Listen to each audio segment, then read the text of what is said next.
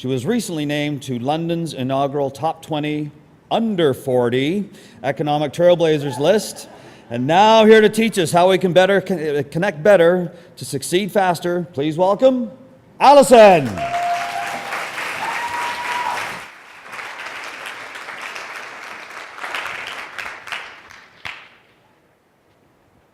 By a show of hands, how many of you talk to yourself? How many of you don't? It's pretty quiet up there, eh? How many of you realize that that inner voice has a lot to say? Some days, yes, I can. Some days, no, I can't. Some days I should, no, I shouldn't. In Western culture, the difference between someone with a 5-figure income versus a 6-figure versus a 7-figure is largely based on what you say to yourself. The quality of your inner voice will determine the quality of your life. How big is your business? Grow that comfort zone. I guarantee you right now, you are going to make mistakes. And I made a lot of them.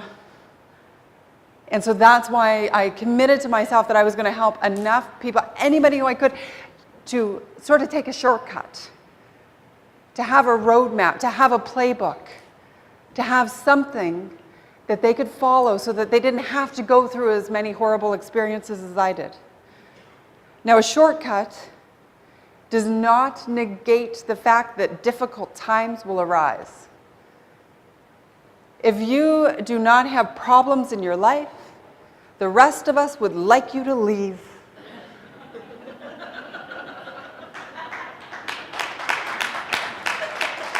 Three most important things that have to happen to grow your business. Because it is very easy to become very busy and be out there and running around doing a whole bunch of things that do not matter.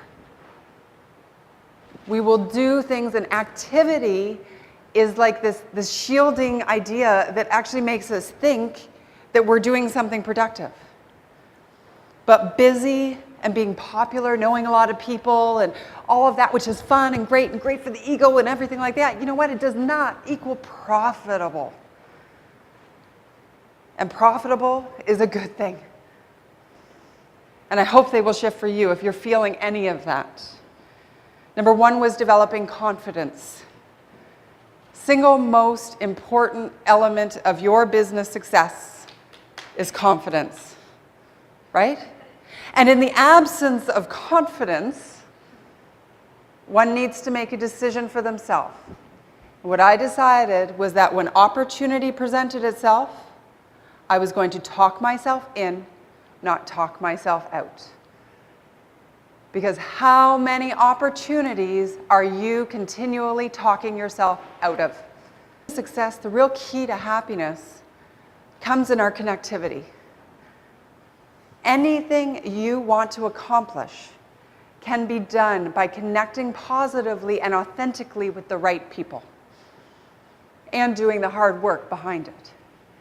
So what was the difference between those who connect really well and create a profitable network and those who really struggle with it? And so the idea is here, we want to give you a playbook, something that you can take back when you go back to your home on Monday, and you can put into practice and think, you know, what should I be doing? And so that, because we can't take this value that you need to bring and just be willy-nilly. I mean, you're not reaching out to them. There are people right now who are lonely, and they need this room. They need something in their life that can give them hope. There are people who are stuck in a 9-to-5 job who need more money. Anyone need more money? But they're financially strapped, they're in debt, they're challenged, and they know that there's no way out. But you know what? Enjo is a way out. And it's your responsibility to bring it to them. Because without you bringing it to them, they're never going to know. 9 or more. 10 or more. Only listen for so long. You know it was a 1-minute exercise, right? All right, so where are we at? We're at 10 or more, 11 or more, 12 or more. I need a winner. We've got one more who's still hands up. So you've got 12 or more. Okay, anybody have 13? Okay, that's great. And now, what's your name, please? Angela. Angela, on the shyness scale, where do you range? Like, are you between a 1 and a 10? 10 being like, absolutely don't mind that everybody in the room right now is knowing that you had 15 ticks. Oh, you're okay?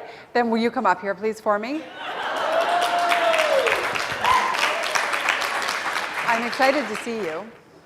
Were you at the Leaders Conference in November? No, okay, that's good, because you haven't seen this already. You haven't read the chapter on listening. Okay. And you're doing what you need to do, but you're just not connecting and getting the kind of client base that you would like, or recruiting the new distributorships. Chances are one of these 4 pillars might be a little bit off, don't they? They sort of start to look like, hey, sign here. Because having a sign here mentality, what is that about? That is about you and your agenda. Connecting and educating people about the value that you bring, what is that about? That is a them mentality. Now, I don't want this to be confused with the idea that I think that it should be all about them. Your intention, your good intention at the core of who you are, should have a purposeful, thoughtful commitment to them. But what we want to do is we want to find the we. Find the in-between. The best connections and the best people who you want to have in your group are the ones who you align with. It's not about them. It's not about me. It's about finding the we. Where do you connect? At it, and then the quality of our interactions. Who has ever experienced a boring conversation? If not, perhaps the other people were the ones who were bored. It's, conversations, if we stay here at the hey, how was the weather conversation, what does that do for us?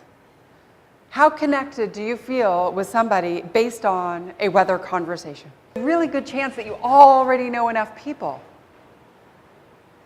So we have to think of who are the people who you want to bring into your business. We struggle often with this names list and our prospects and everything, but in actual fact, if we know that we have a responsibility to take what you have to them because it is going to make their life better, then we should have no problem with the names list, should we? If you've got thousands of people who have come in and out of your life over the course of your lifetime, that names list is never ending. The opportunity is there. So yes, of course, we still want to go out and we want to meet new people, but there's a gold mine of opportunity right already currently in your network that perhaps you're not leveraging. And what is the path that will get you there? And not trying, it's not necessarily about quantity, it's about the quality of interaction that we're having with people. Have a list of top 20 people who you want to connect with, who are your prospects, and work through that 20. But know this, that when that list of 20 is done, there are 20 more people available. Because sometimes what happens is we get scared about actually calling everybody on our list, because then it feels like we're out of business, correct?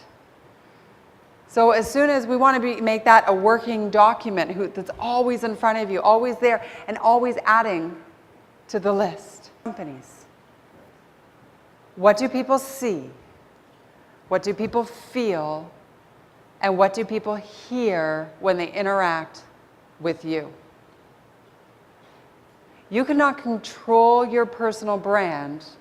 You can only influence it.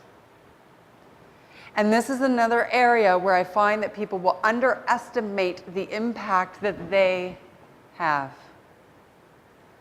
Because for all of the videos and all of the hard work and for all of the product development and the craftsmanship and the lady that Trish was talking about who's going to stay up late to do the iPad clause, all of it, none of it really matters if somebody meets you and they think you're a jerk. Because once you sign up and you are a distributor and you're committed to building your Enjo business, you lose the right to be a jerk. You lose the right to go to an event looking frumpy. You lose the right to get caught at Home Depot buying scrubbing bubbles.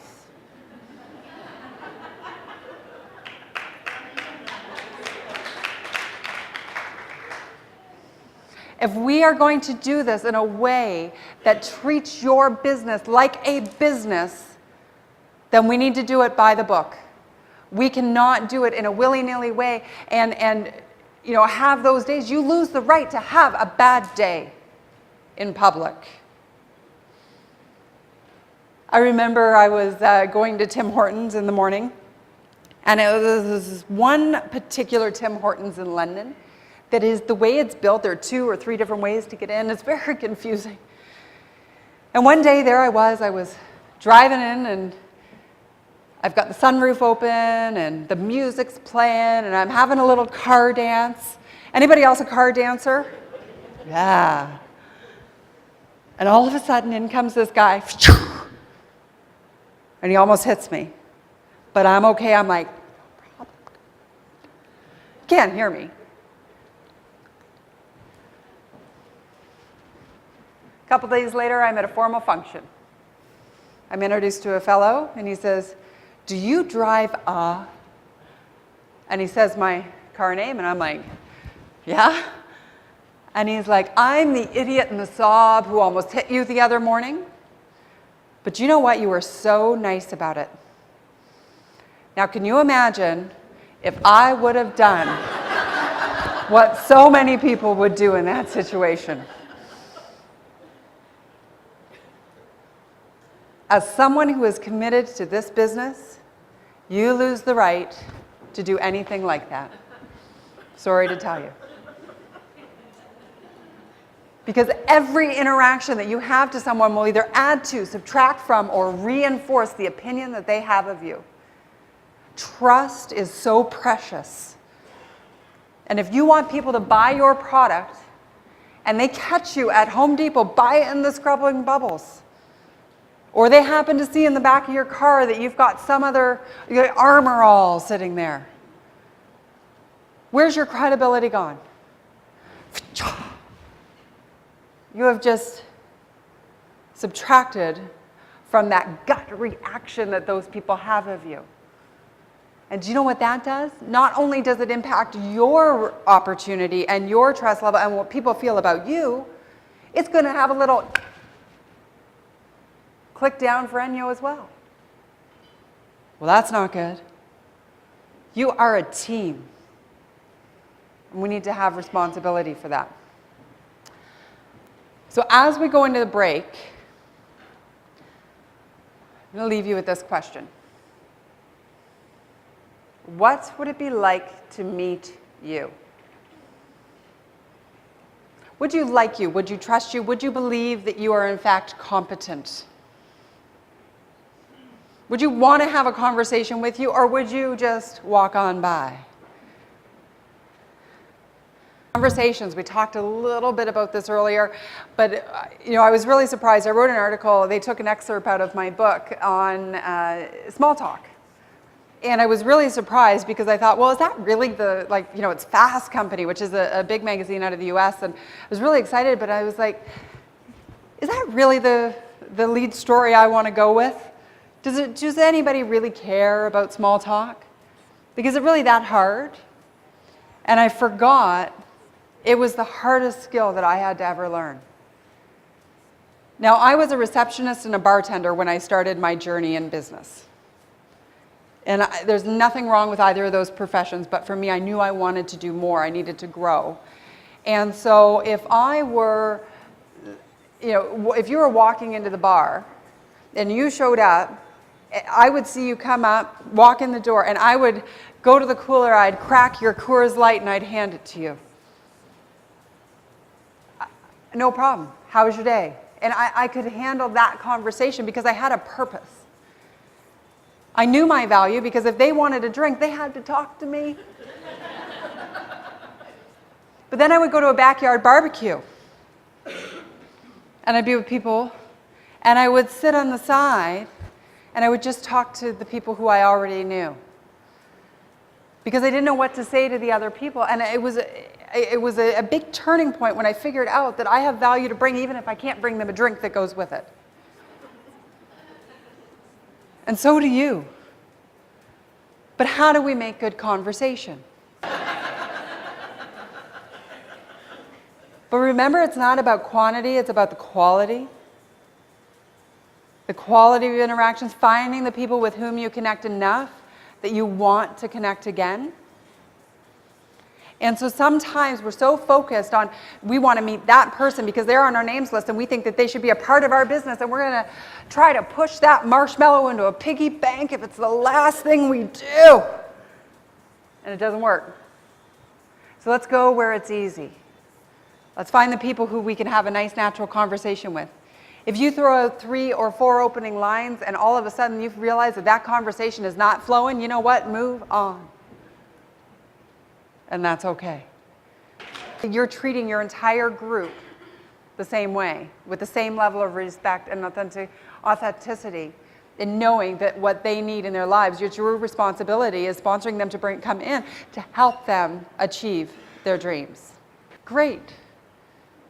Then you set the stage for the follow-up in that conversation when you run into each other. Not the time to try to sell. Not the time to try to sell. You find out the information, you have the connection, and then you make a point of following. You say, listen, I'll give you a call next week and let you know about what I'm doing with the Enjo and how I can help you turn your home chemical-free. That's great. Okay, well, I'll talk to you next week, and then you follow up next week. As opposed to trying to, sometimes people will talk themselves out of a sale.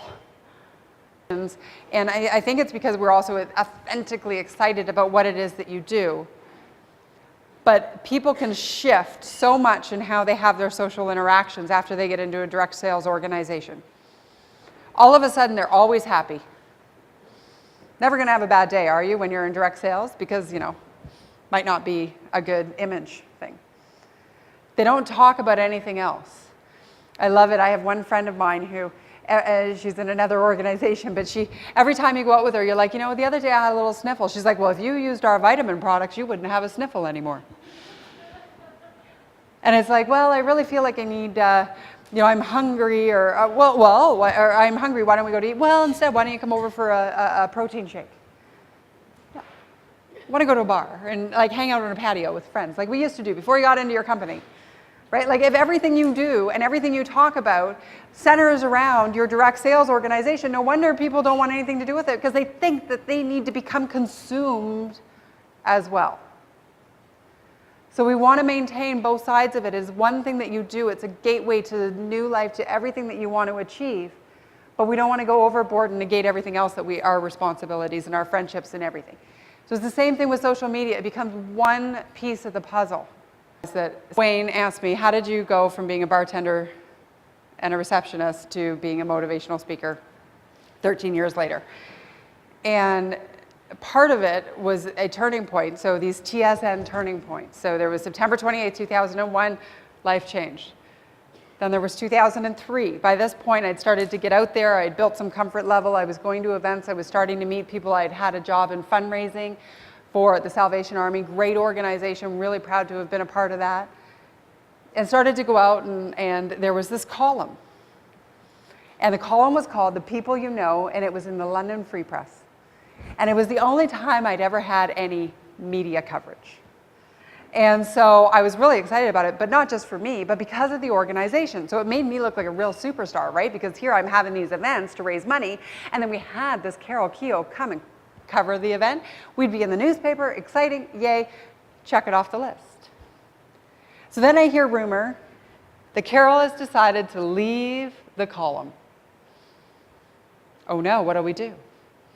So I call up my buddy over at the London Free Press because I had been networking, I knew some people, his name was David, and I said, David, I hear that Carol is leaving the column. Is it true? And he said, well, yes, it is. Why? What, do you want to take it over? And I said, no, I just need to know how we're going to get coverage. I'm running an event. I'm really nervous. I really want people to know about it if they're not there for the organization. He said, oh, no problem. We'll figure it out. We'll get you some coverage. That's great. Click. 10 minutes later, I called him back, and I said, actually, yes, I do. He said, oh. He said, okay, well, you've got the personality for it. Can you write? Of course I can write. I've just written an email.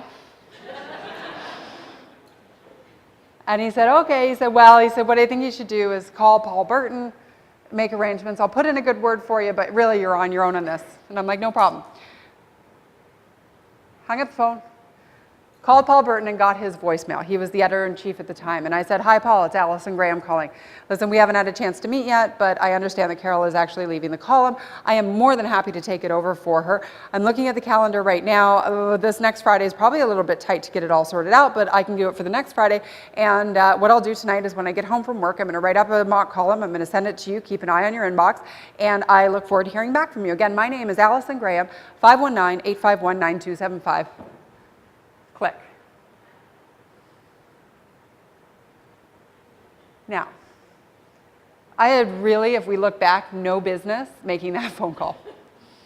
And I'm sure he was sort of shocked when he got it. And it took him 2 weeks to call me back. And then 5 months for me to get the column. Now, thank goodness I actually turned out to be a talented writer. It worked out. Like, it's not like I just got it because I made a phone call. I put a lot of hard work into doing that. But what if I would have listened to the voice that technically I probably should have listened to? I've never written professionally. I didn't go to school for journalism. There are going to be a ton of people who want this column. There are going to be more qualified people from me. There are going to be more popular people than me. There's going to be a whole lineup of other people who should get it. Nah, why would I even try? But remember, I had made a commitment to talk myself in, not talk myself out of opportunity when it presented itself. So now what opportunities like that are coming by your path? What is the universe putting in front of you that you're listening to the little guy on your shoulder say, nope, can't do that. Nope, somebody else is more qualified than me. Nope, somebody else is the one who deserves that level of success. Or no, she wouldn't want to hear from me because she's, whatever it is, that excuse that you insert excuse right here. Because it's those thousands and thousands of thoughts that we're having every day that impact the quality of our lives and the size of the business. And so we need to control those thoughts. And so when opportunity is there and it presents yourself, talk yourself in, don't talk yourself out.